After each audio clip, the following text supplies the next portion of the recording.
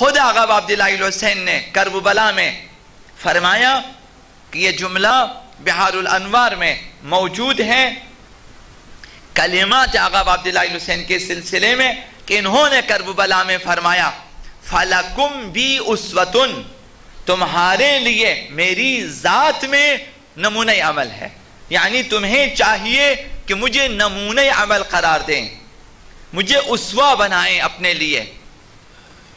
آقا عبداللہ الحسین فرماتے ہیں مجھے اسوہ بنائیں، نمونہ عمل قرار دیں مجھے۔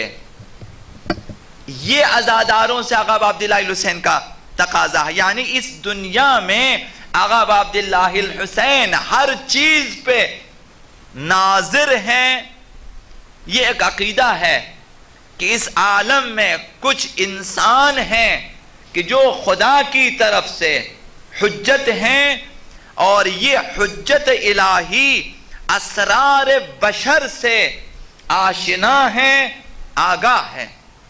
ان میں سے ایک آقا عبداللہ الحسین ہے کہ وہ ایسا الہی انسان ہے کہ جو تمام اسرار بشر سے آگاہ ہیں اور آشنا ہیں، لوگوں کی زندگی اور لوگوں کی شخصیت کے تمام زاویوں پہ نظر رکھتے ہیں۔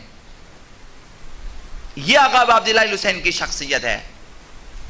ایسا نہیں کہ آقا عبداللہ الحسین میدان کربلا میں شہید ہو گئے، اب اس کے بعد ناظر نہ ہوں، اسرار بشر سے آگاہ نہ ہوں، ایسے نہیں ہے۔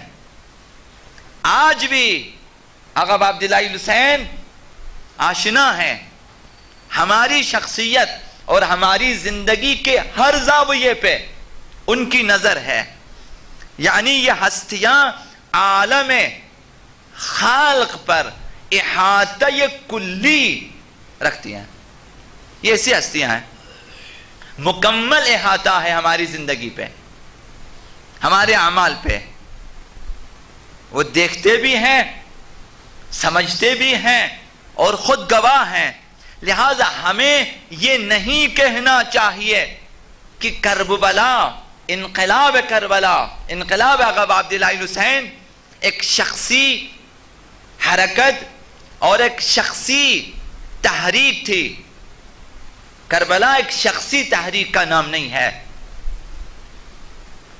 ایسا نہیں ہے۔ کربلا بس ایک واقعہ ہو، بس ایک حادثہ ہو کہ رونما ہوا، ختم ہوا، گزر چکا، ایسا نہیں ہے۔